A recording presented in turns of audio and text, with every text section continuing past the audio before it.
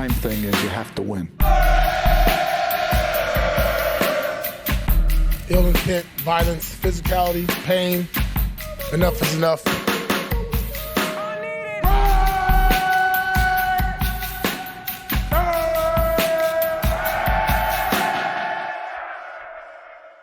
All right, welcome back to the Just Win podcast. We are back previewing the Chargers game, the final week of the season. That's Tashan Reed. That's Vic Tafer, who looks like he's in some tropical, nice weather there. Where are you at, Vic? I'm at the MGM in Las Vegas. Very, Okay. very tropical. Is it warm over there in Vegas?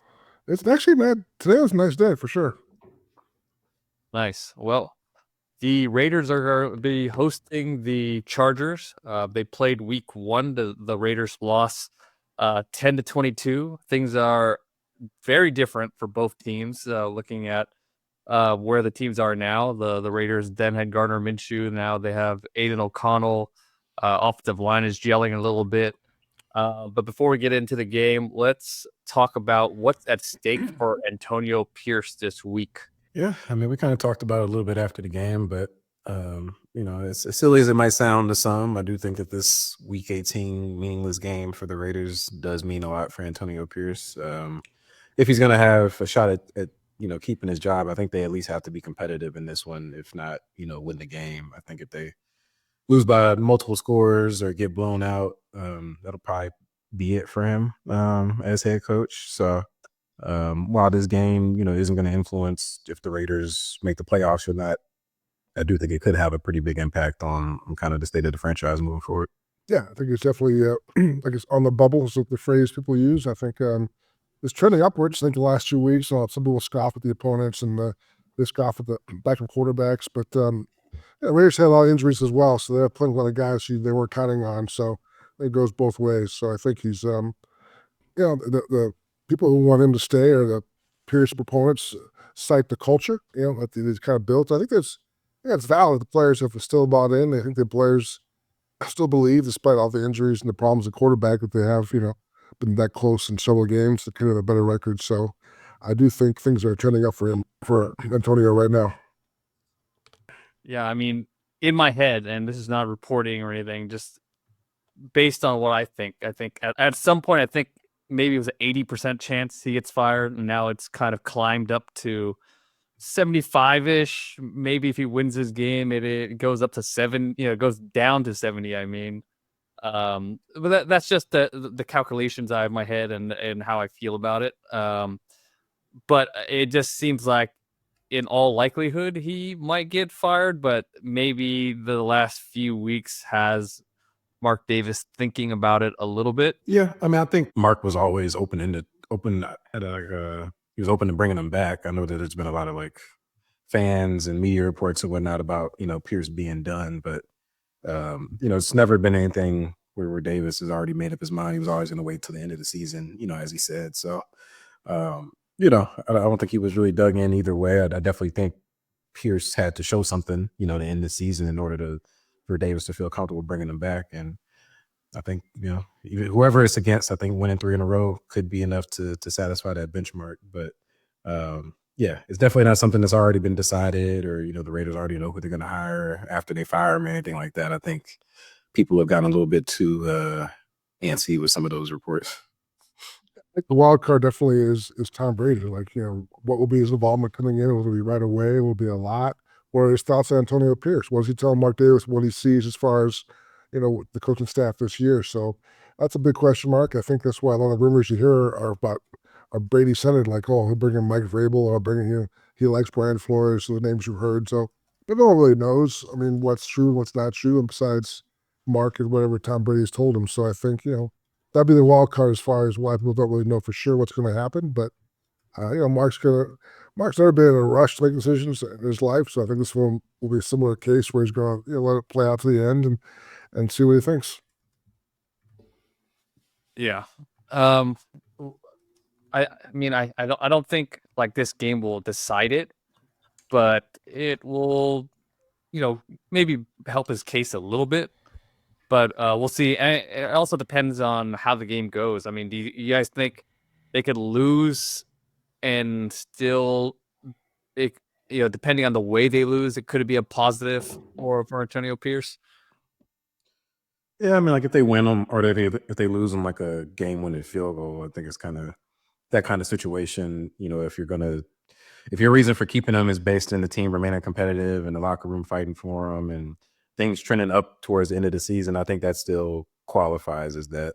So it obviously doesn't hit as strong as a win does, but could still have a similar impact if that's going to be the line of thinking that you have behind keeping him, which, as we talked about, like that pretty much is the only argument at this point for Pierce is, he still has the locker room behind him. The guys fight hard, compete. And so if that maintains the case, then if that's going to be your reason, then I don't see why it wouldn't be.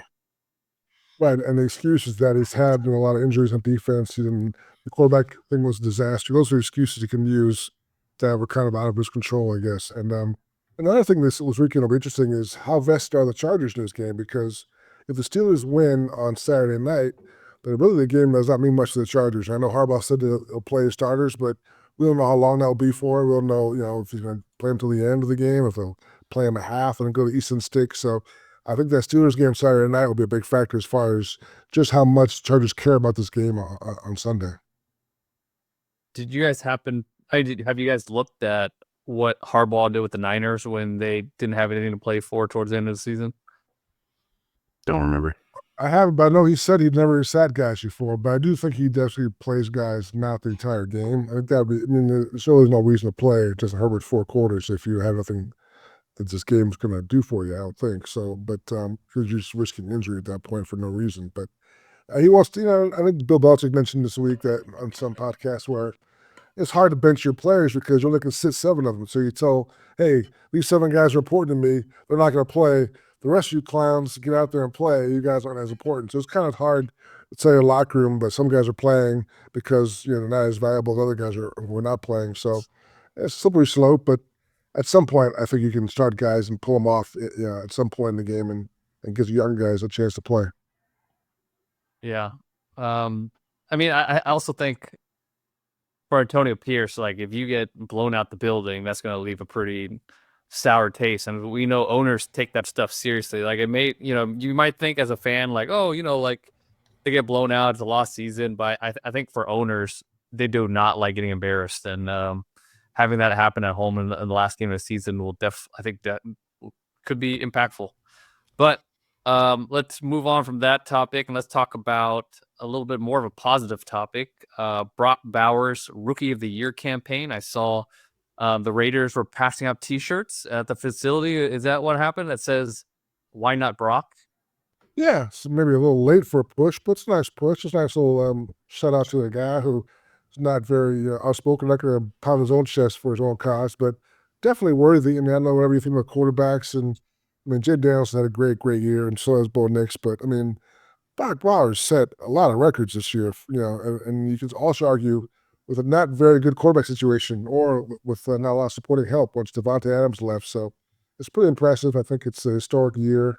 And it's kind of cool. The T-shirts, I'm sure fans will at some point get their hands on them. But yeah, it was nice for him. And he made the Pro Bowl also today, which is a big deal. So definitely a nice week for Brock Bowers. Did you get a T-shirt? No, I'm a unbiased journalist. I don't wear T-shirts that. I thought they were passing out the T-shirts to the media. I was like, players, they're trying to get that propaganda going, huh? No, the players. Come on now, I gotta be even more respectful of this, man. Come on. I mean, he's definitely worthy of the award. Like, do I think he's gonna win it? Probably not, just because as we know, it's mostly a quarterback award. If there is one that stands apart from the pack, and I think that qualifies for Jaden Daniels in the season that he's had, and also the Commanders going from not quite worst to first, but kind of a similar type of situation, improving as much as they did this year and clinching a playoff spot. It's kind of hard to see him not winning it, and if there was an upset, it probably would be Bo Nix. So even though he won't win the award, most likely, I think he's already a Pro Bowler, and you would think that he's going to be an All Pro. Like I don't know, if there's no Kittle's going to be in the mix for an All Pro spot, but I don't really know if there's really any other tight end that compares to beat him out for one of those spots. And he's the type of guy, he doesn't really give a shit anyway. So kind of is what it is. But from the Raiders standpoint, I mean, you get an All Pro with a 13th overall pick as a rookie. that's a hell of a win for them. So as much as fans were upset that they didn't land one of the quarterbacks back when the draft happened, I think they are pretty happy with who they ended up getting. That's funny. We got Scott Turner today at the podium. He's talking about every time he tells Brock what special year he's having or kind of like what he sees and how cool it is. Brock's like, okay, thanks, man. And he walks off. So that's just the way he is. He's not going to really dwell on the positives or on the rave reviews. He's all about getting his protein smoothie and back to work. And it's a pretty amazing guy, for a guy to have his records and be so humble still is kind of a cool thing. Yeah, I think. I mean, having a good quarterback rookie season is not as common as people. I think recently we've seen a few of them, like with CJ Stroud this year. There's at least 2 notable rookie seasons. Justin Herbert had one recently too, but anytime there's a quarterback rookie season that even sniffs okay, usually they'll win the award because the position is so valuable.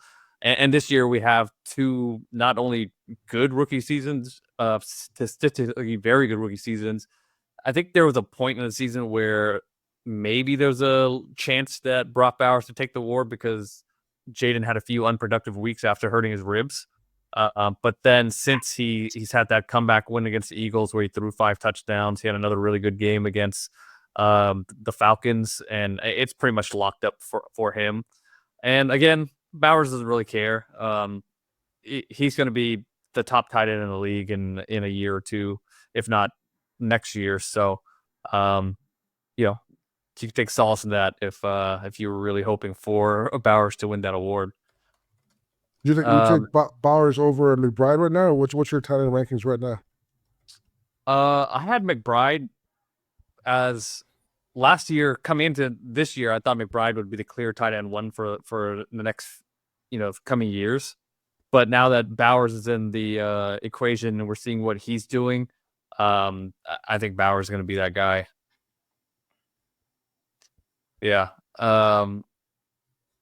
McBride also plays at a pretty good offense that, good running offense. And, we talked about how much actual good run game helps you create those matchups. Bowers doesn't get that. He's going to get tight ends and he's going to get safeties and nickels. And he's shown he could beat them pretty easily too. And for some reason, McBride's allergic to the end zone. He can't get in there. Okay, not anymore because already got Amir Abdullah. So now the run game it's perfect. I mean, yeah, the Raiders have to do a lot of work on the run game, but that's a subject for another time to really maximize Bowers and Mayer and the whole 12 personnel thing. But let's talk about the Raiders' options at quarterback this offseason. Tashan, you just wrote about some of the options, and I looked at the article. It's not looking great where the Raiders are at. You want to talk about what you found? Yeah, I mean, as we've talked about, the veteran options aren't expected to be very good this offseason. I think there are a couple intriguing ones to trade market, which is really going to be their first opportunity to do so, since you can pretty much agree to trades whenever the season ends. You don't have to wait till March. It has to be wait till March to be official, but you can agree in principle to deals until then. So I would imagine they'd be making some calls and a couple guys that stand out. I think Kyler Murray with the Cardinals. I think he's played pretty well this season, but the Cardinals missed the playoffs again. And, I don't know if they have any interest in moving him, but I think it's worth at least calling about. And then Geno Smith with the Seahawks. He had a pretty productive year, but getting a little bit older. He's going into a contract year. He could be another guy that, maybe is on the move, particularly if the Seahawks want to draft a quarterback or something of that nature.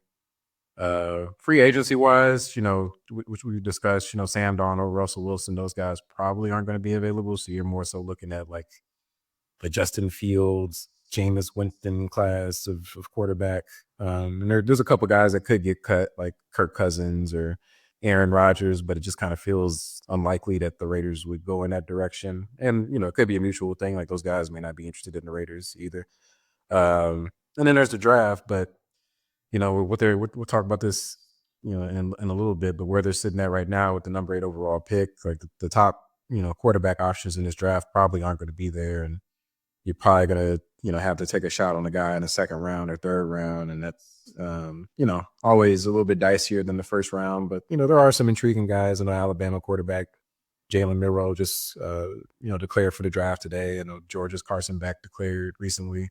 There's a group of other guys that might declare but haven't announced it yet. So not saying that there's not any quarterback in the draft we're taking in the second round. There very well could be, but it's just not a clear-cut option. So the consensus is it kind of looks like it's going to be hard-pressed for them to find an upgrade this offseason, but still too early to say that definitively. Yeah, Dane Brugler said, I think he tweeted that some NFL personnel guys believe that Drew Aller, the Penn State quarterback, could change his mind. He said he was going to come back to school, but he could change his mind and declare for the draft if he does well in the playoffs, which makes a ton of sense because if he does well in the playoffs, it's a chance he might end up being the top quarterback. And if you have that chance, you should take it. Next year is going to be a little tougher with some of the other prospects coming out.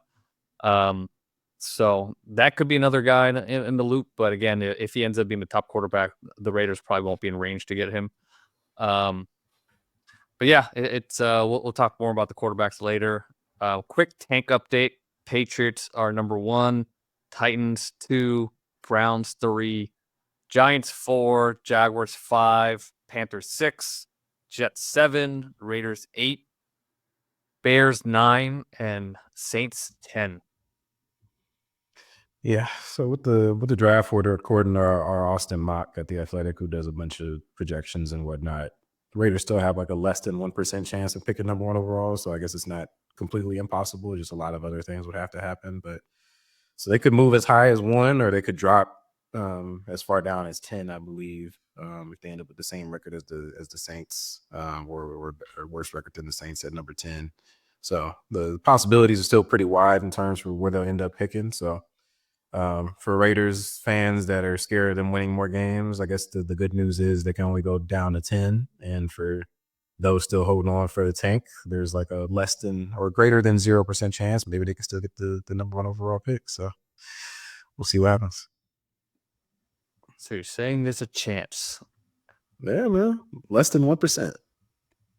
Hey, we did not think that Drew Lock was going to hang 42 on the Colts last week, and it happened. So crazier things happen. We'll see what happens. All right. Well, let's stop talking about the future and let's talk about the game at hand. Let's look at the injuries for the Raiders and the Chargers. Yeah, so I guess a big one to watch this week is Amir Abdullah hasn't been practicing so far this week due to a foot injury. He missed Wednesday and Thursday. If he's not able to go, we'd figure it's Alexander Madison who's going to get the start. But that'd be pretty, a bummer for both Abdullah and the Raiders, considering he's coming off of, what was a career performance against the Saints. So we'll see if he's able to push through it and get back out on the practice field on Friday. Before game day on Sunday. But outside of that, it's just a few guys that are limited. Left guard Jordan Meredith practiced today for the first time in a while, so there's a chance he could come back. If he does, then you would assume that Jackson Powers Johnson slides back over to guard, and then Meredith or center, and Meredith steps back in at left guard. Caleb Chason, John Jenkins, Colton Miller, Isaiah Pulamau, and Trey Taylor were also limited. We'll see how they progress before the game. And then on the Chargers side, running back Gus Edwards and receiver Josh Palmer didn't practice. So they might be up in the air. And then safety Alohi Gilman, receiver Lad McConkey, linebacker Denzel Perriman, offensive tackle Trey Pipkins were all limited. So Chargers have a few guys that are kind of banged up. So to Vic's point earlier, particularly if they don't end up having much to play for on Sunday when these two teams meet, maybe it could be a scenario where some of those guys that maybe could play, get held out just to make sure that they don't worsen their injuries against this Raiders game that might end up being a meaningless one for them. I was going to say, if Madison, if Abdullah can't go for some reason on Sunday, we might be seeing a lot of a guy named Chris Collier, running back, who they recently signed. Because Madison, I think they probably not in the plans for next year is my guess. So why not look at the younger guy, a guy who might be able to make a run from practice squad up to the active roster. Chris Collier played at Lock Haven, University of Pennsylvania. Never heard of it, but so he might have a chance to audition for a job next year. Yeah, and I thought Jackson Powers Johnson had his best game as a pro last week against the Saints, playing left guard. He was moving guys at the line of scrimmage in the run game. He was physical as a pass blocker as well. But I mean, again, the Raiders' best lineup this year has been Meredith at guard and Jackson Powers Johnson at center. So we'll get to see a little bit more of that. Curious to see if he could continue to play at a high level, sliding back at center. I don't think there's any reason why he wouldn't, but it does leave a little off of his plate as far as mental responsibilities when he's playing guard. You know, he doesn't have to worry about protection, doesn't have to worry about changing, declaring the mic and all that stuff. So, I mean, I think it's a good thing that he could play both positions. And I don't know if he's going to be a center or guard moving forward, but this week I wonder. I mean, Andre James is 2-0, right? Since he came back to the lineup at center, so I'm not sure you can bench Andre James. Andre James is 2-0. 2-0, baby. Yeah, he's 2-0. Max Crosby is 0-3. 1-3. 1-3. 1-3. My numbers for today. But yeah. So, but I agree, Meredith did a nice job. But I wonder if the veteran leadership of Andre James has been a key factor. And then today, Scott Turner mentioned that they thought the O-line played as one of the most physical game last weekend, and that's with James at center and JPJ at guard. So I wonder if that will carry over into this week. So we'll see. It'll be interesting to see what they do if Meredith can go. Yeah. It'll be tougher against a much more physical Chargers defensive line and defensive front. The Saints, one of the worst run defenses in the league. So let's talk about our game preview. What are we watching for when the Raiders have the ball? I'll keep the same theme. My key I'm looking at is DJ Glaze, the rookie right tackle. He didn't play the first time these two teams played, so it'll be his first test against the likes of Bosa and Khalil Mack. It'll be a great test for him. I think he's done a pretty solid job, which I think is a high compliment for a rookie tackle. You don't notice him too often, whereas JPJ, you notice the highs and lows more so than Glaze. I think he's been pretty steady. And it'll be a nice test for him to kind of close out the year, see where he is going into next year, and if he can be your starting right tackle going forward. Yeah, man, I'm still on Brock Bowers' watch. You know, he broke all the rookie records and whatnot last week, but he could have a chance to break Zach Ertz's record for receptions by a tight end in the season this week as well. I think he's 9 catches away from tying it, so that could be on the table against the Chargers. I know he would do it in the extra game, the 17th game, but goes down as a record nonetheless. So could be another week of feeding Brock, especially if they're trying to get him that offensive rookie of the year award. Yeah, the Chargers are a big blitzing team, so Brock Bowers will get us one-on-ones. He wasn't a huge part of the week 1, but I think he was still kind of getting used to the game before he really took off. So he should make a much bigger impact in this game than he did the first week of the season. And in that first week too, Gardner Minshew was holding on to the ball a lot, had some opportunities downfield. I thought he didn't hit. So I think there's some opportunities for Aidan O'Connell to go downfield. The Chargers have been giving up some explosive passes of late. I wonder if teams have kind of figured out some of Jesse Minter's schemes and blitzes. Maybe they're starting to find some weaknesses, or just being able to block those up a little bit better and finding explosives downfield. Running the ball, they play a lot of too high, so they're kind of daring you to run. And in beginning of the season, they were able to just stuff teams even with too high. As of late, they've given up a little bit more against the run. When they start getting gashed on the ground, then Minter gets even more aggressive on early downs and starts bringing pressure like he did against the Broncos. The Chargers have been playing some shootouts lately. It's not the grounded out 17-20 type of games they've been playing. So with that, let's talk about what are we watching for when the Chargers have the ball. Yeah, I was going to say, I mean, in the first matchup, it was really all about the Chargers ground game, running the football. And I know J.K. Dobbins, I think he got activated for return from injured reserve. So if he's not already back, he should be back for this one. But they've been throwing the ball a lot more lately. And I think part of that has been the emergence of Ladd McConkey, who, might not play in this one. We'll see. But, is it going to be a different approach from the Chargers in this one? Are they going to be airing it or trying to air it out more? Because I think somewhere where this Raiders defense has made a lot of growth since that first game is their run defense. I think it's been pretty stout. I would say like the second half of the season or so. So see if there's more putting more of the burden on Justin Herbert to go out there and make plays, which we know he's fully capable of course. But I'm kind of just interested to see, which approach the Chargers take offensively in this one.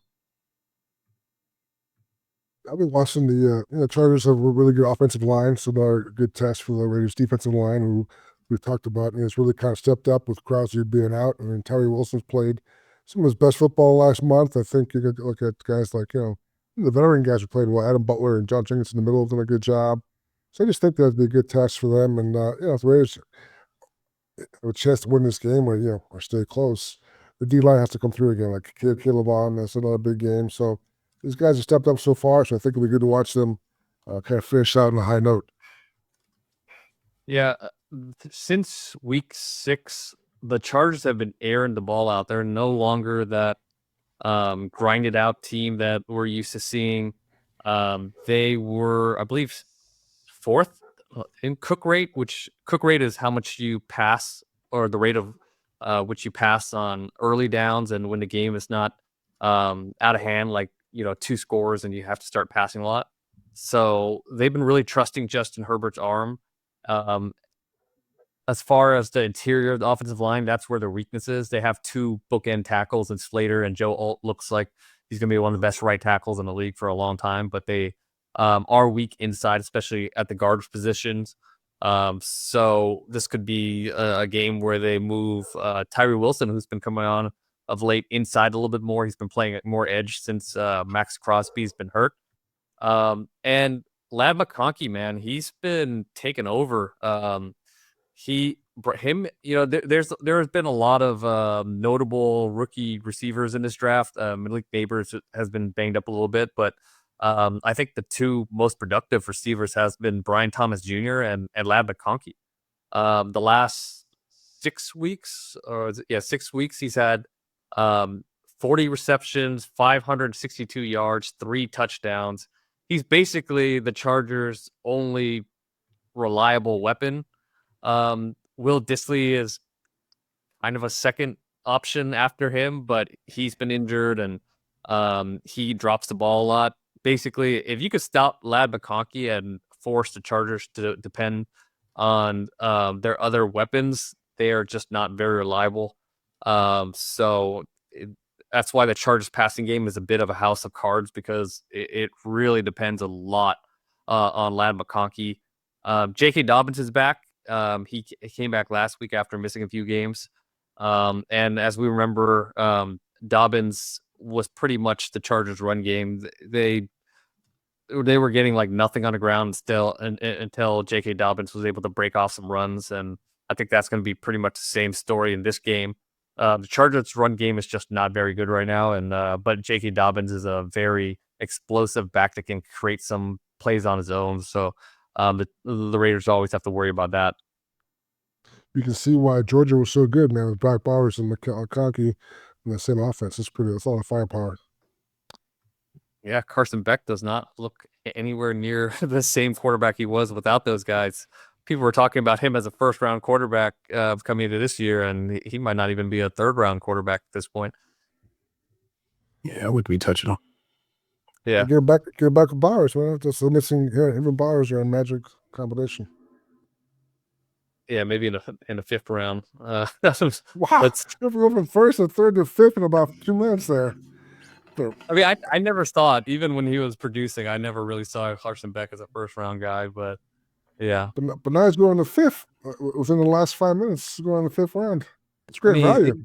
He throws interceptions, doesn't really have any special traits. I mean, I don't know, where that kind of quarterback would be worth drafting. All right. Touche. All right.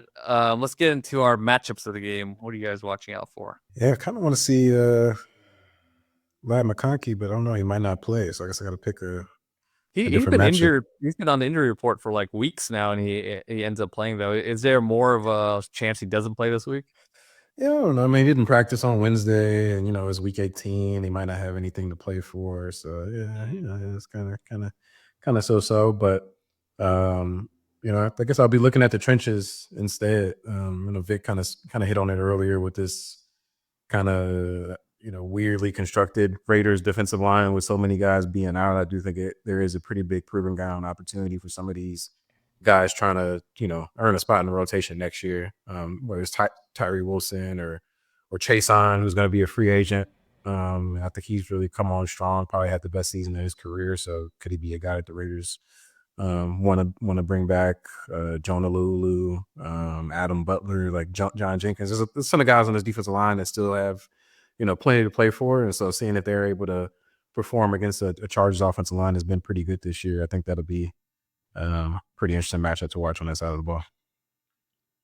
Mentioned earlier the Glaze, matchup against Bosa and Mack, but I'll double down and add in Colton Miller on the other side against those two guys, because in that first game this year, Colton kind of rushed back. We didn't have a full camp after shoulder surgery, and Mack was kind of really targeting that shoulder a lot in that first game, kind of get the best of Colton in that game. So I'm sure Colton remembers that and wants to prove he can hold his own. So that'll be a good matchup as well. So both those matchups, the tackle versus those two pass rushers, are going to be a big reason why the Raiders want to lose on Sunday.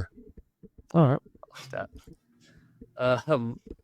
What about my original one was Lad McConkey versus Nate Hobbs, but if he's not playing, what about Poona Ford? Stick with it. Fuck it. He might play. Yeah, you know what? I'm going to stick with the trench theme. I want to see Poona Ford against Jackson Powers Johnson. Poona Ford has been one of the best nose tackles this season. He's a big reason why the Chargers could run the scheme they run with a light box against the run. And Jackson Powers Johnson, like I mentioned, I thought his best game as pro. So let's see if he could hold up against Poona Ford, who is going to be a tough matchup. So that'll be a fun one to watch.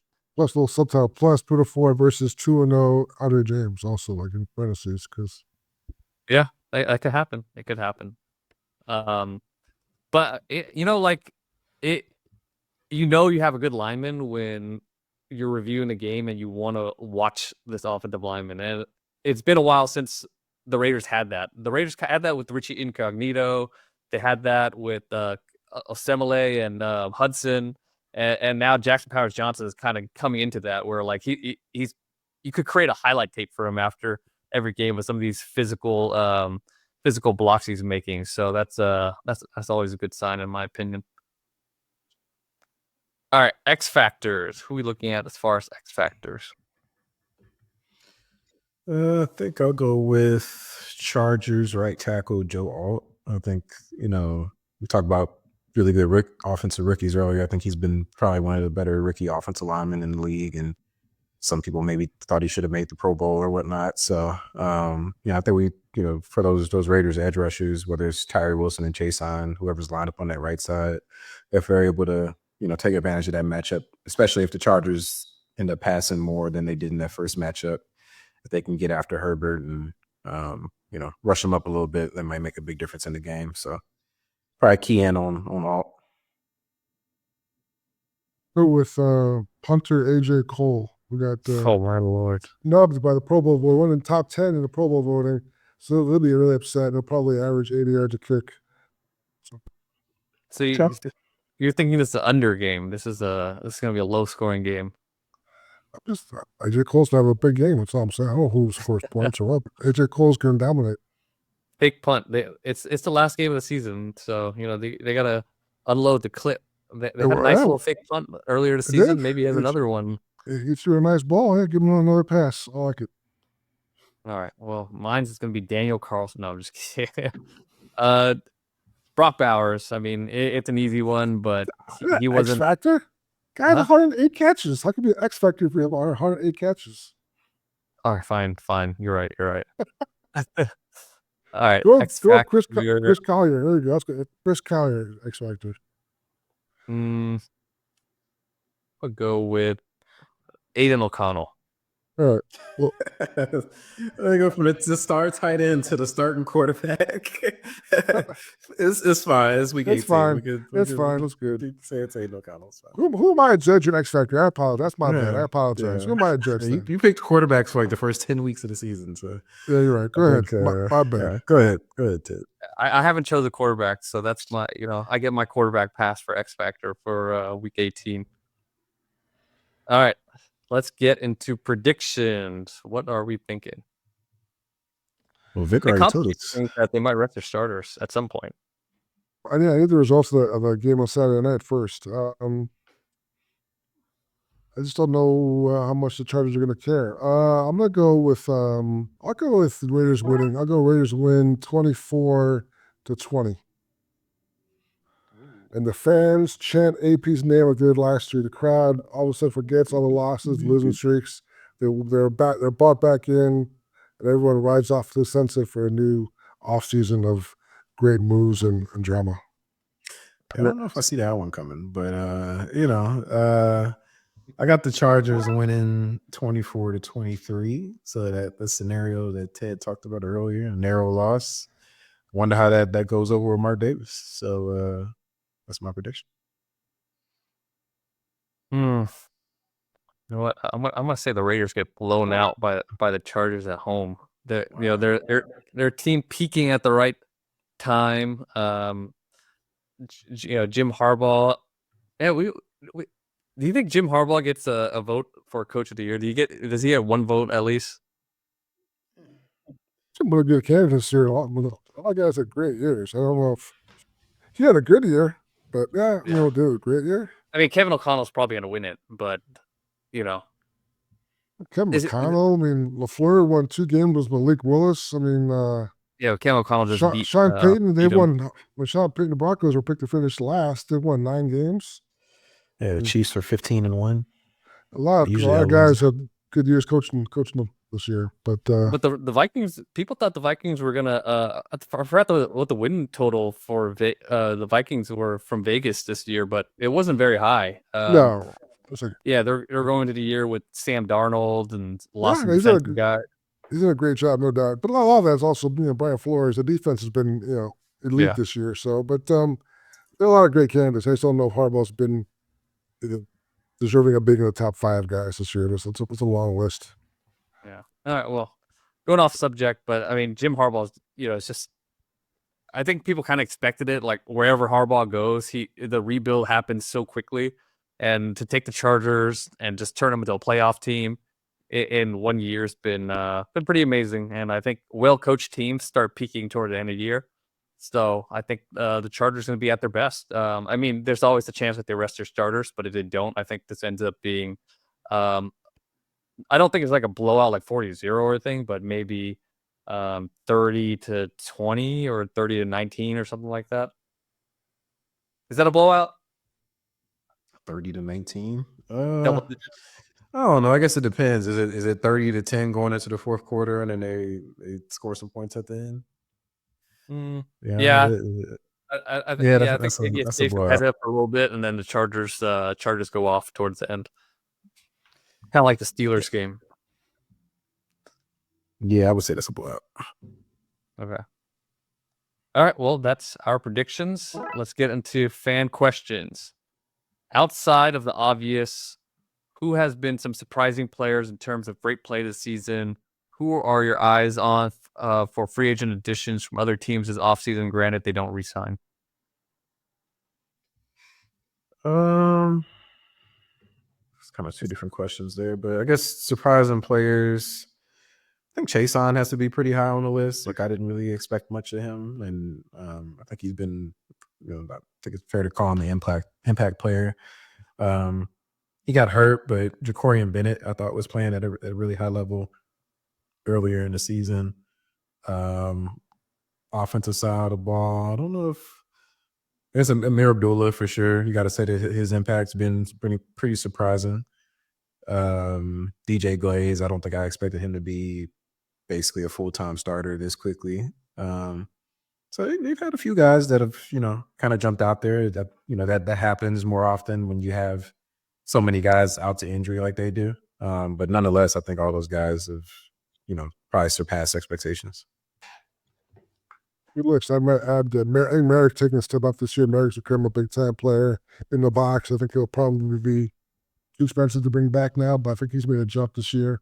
And I'll throw in, you know what, Tyree Wilson. I've never really bought into his getting better. That's been the long story for the last year and a half. Always getting better. He's getting better. Needs more reps, but he actually has had a little breakthrough of late and kind of has shown some signs of being a guy who can be, possibly a 10-sack guy at some point in his career. So I think he's definitely made some strides the last month or so. So I think he's been a guy I'll tip my cap to and say, keep up the hard work.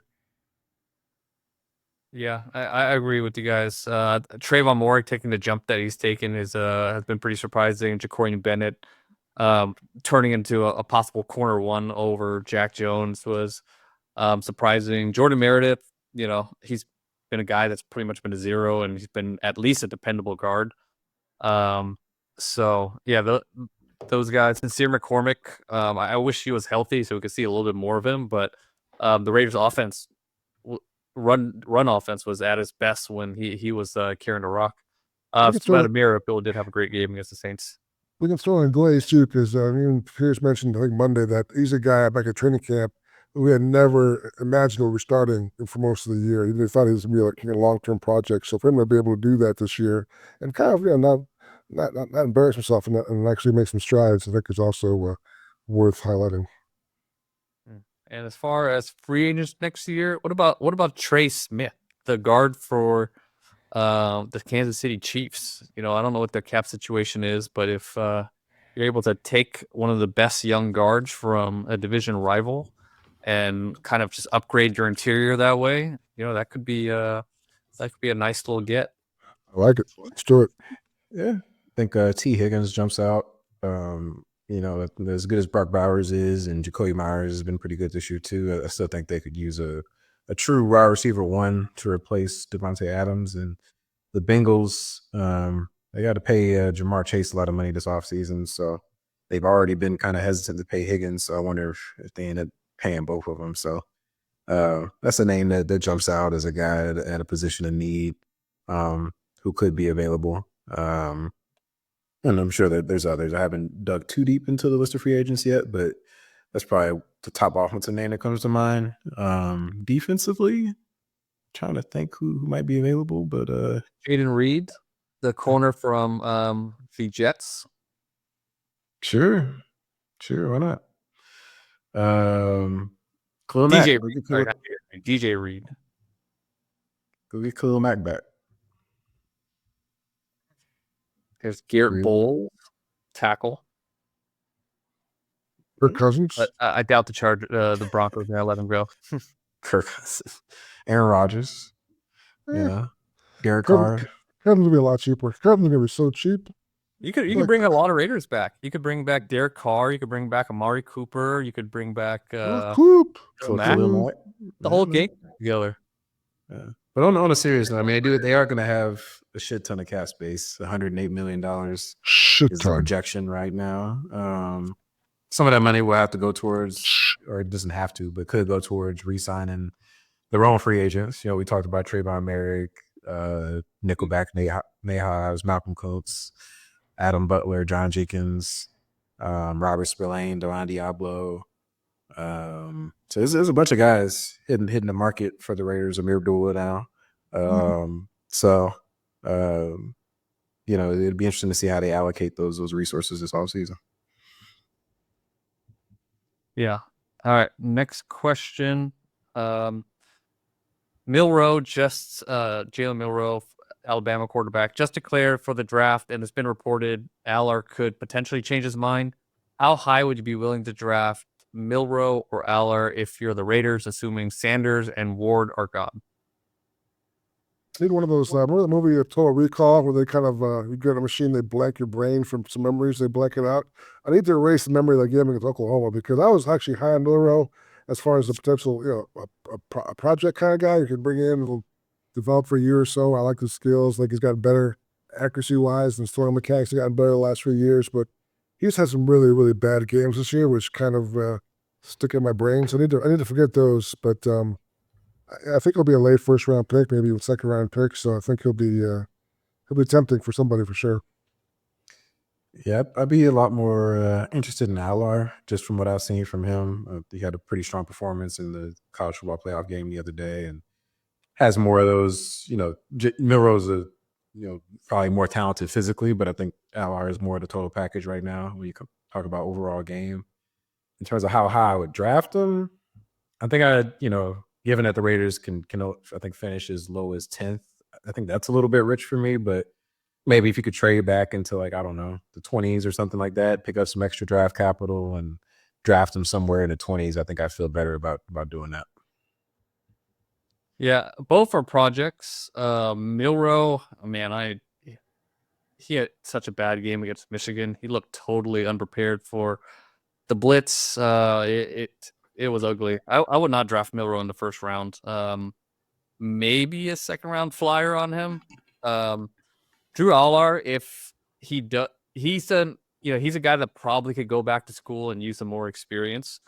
But we've seen guys that are incomplete prospects like Anthony Richardson or Josh Allen kind of enter the draft and develop in the league. Or they try to develop in the league, and Aller would kind of fall into that category, although he is a little bit more complete than those guys.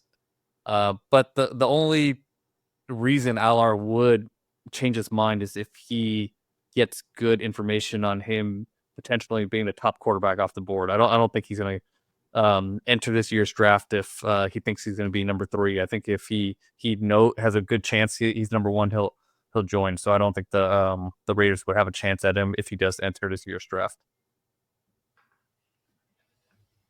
If the Raiders let AP go, is a promotion for PG Patrick Graham a real scenario? Is that why he didn't extend his contract? No, I think that's pretty far-fetched there. We did ask Patrick Graham a little bit today about the uncertainty after the season, and he pretty much sidestepped the question. Same thing went for Scott Turner, interim offensive coordinator. They both predictably in that setting didn't want to get into it, but I don't I know Patrick Graham's been a head coaching candidate before, and I wouldn't be shocked if he got some interviews this offseason from a couple places, but I don't see some sort of succession plan playing out. He's done a nice job this year. Definitely, guys that you've seen young guys get better when they go into these roles. So I think he's definitely not hurt his case this year, and he probably will get some interviews. But I think the reason, he wants to keep his options open, so there's no reason to kind of commit to the Raiders or answer questions about your future if he wants to be here or not. I think you have to wait and see what plays out with Antonio, what plays out at other places, how many openings there are, who's in line for those jobs. Do you get an interview, and they're kind of are you thinking there's another spot that's better for you than this one? But I think the ball's in his court, which is a good thing to have as a coach. So I think he'll see what happens and go from there. All right, we'll combine these last 2 questions. How serious are the rumors surrounding Mike Vrabel and the Raiders? And if AP's gone, how desirable of a job is the Raiders opening? The Vrabel thing is all tied to the Brady thing, like you mentioned. If you believe Tom Brady's going to come in here and have an impact and kind of want power and want to be deciding who runs the show and who wants to have this guy, and if he and Vrabel are that tight, maybe that makes sense. But those are things we just don't know. So I think Vrabel clearly seems to me to be him and Johnson, that the 2 guys are kind of the bells of the ball this year in terms of the job search. So they'll have a lot of chance to go somewhere. So does he want to come here? Is it his best option? Is he like one of the quarterbacks that's already out there, like Caleb Williams or Trevor Lawrence? Or that'd be a lot to this as far as what you think the future is at quarterback. So the Raiders are not as attractive as they were 2 weeks ago because their draft pick got a lot worse. But it all depends on what you think about this roster, and so I think it's kind of wide open. Yeah, I mean, the Vrabel stuff, I mean, it makes sense, but there's nothing, again, that's like already decided or anything like that. I know people have been kind of going really far down the line with that. But in terms of how desirable the job is, I do think that, the quarterback uncertainty does make it less desirable than maybe some other spots. We'll see how, where they end up finishing in the draft order. Maybe that's not the case anymore after Sunday. But right now, it looks like they'd be kind of hard-pressed to get the top guys in this year's draft. The veteran options don't seem to be all that attractive. And they don't have a long-term answer on the roster. So, particularly if you're a guy like a Ben Johnson or Mike Vrabel, who's going to have multiple jobs on the table, most likely, there's other spots like the Bears, for example, that already has a quarterback that could be more appealing to you. So I do think that, plus just sort of the Raiders' instability since, Mark Davis took, really since long before then, but most of this millennium, their instability and firing head coaches quickly and firing GMs and all the turnover and all the stuff. Like, I do think that could give you cause for pause. We talked about that when just discussing, the Raiders being able to find an offensive coordinator if they do keep AP, like how that might be made harder by the things that are going on. So I think that the same thing definitely applies to head coach, particularly since we all expect, general manager Tom Telesco to stay in place. So it's going to be a situation where, the GM is picking the head coach and they're not both starting on the same timeline and things of that nature. So there's multiple factors that could make this Raiders opening not as attractive as some other ones, but it's still an NFL head coaching job. They do still have some players to be excited about, and Brock Bowers and Max Crosby and some others. So it's not like they're not going to be able to get somebody to come take the job if they do part ways with AP. But I do think it is going to be part of the math for Mark Davis is, in firing AP, if you do fire AP, like, how confident are you that you're going to be able to get somebody who's an upgrade? Because somebody different doesn't always mean somebody better. And so I think that's going to be something that Mark Davis has to consider too. And whoever that new coach is, will definitely come in, or coaching candidate will come in and say, hey, you guys have been through 2 coaches in less than 3 years. I mean, if I come on board, what do I know? How do I have any guarantees that I'll have a chance to actually build this and kind of have a chance to, to grow in the job and develop the team the way I want to do it? So I think that, you can't ever promise a guy, job security, but I think it'll be a major question mark as far as wondering why Mark Davis felt he had to fire 2 guys in the last year and a half. Yeah, it might require one of those mega contracts that the Raiders have been burned on a couple times to get one of the real big names. I think Liam Cohen's a guy to watch out for too. As far as offensive minds, I just really like what he's doing in Tampa Bay. But yeah, I would. You have a ton of cap space. You have some young players to be excited about. No income tax, so. There's some reasons why the Raider job could be attractive, but it might require a long-term deal for the next coach to feel comfortable if it does come to that.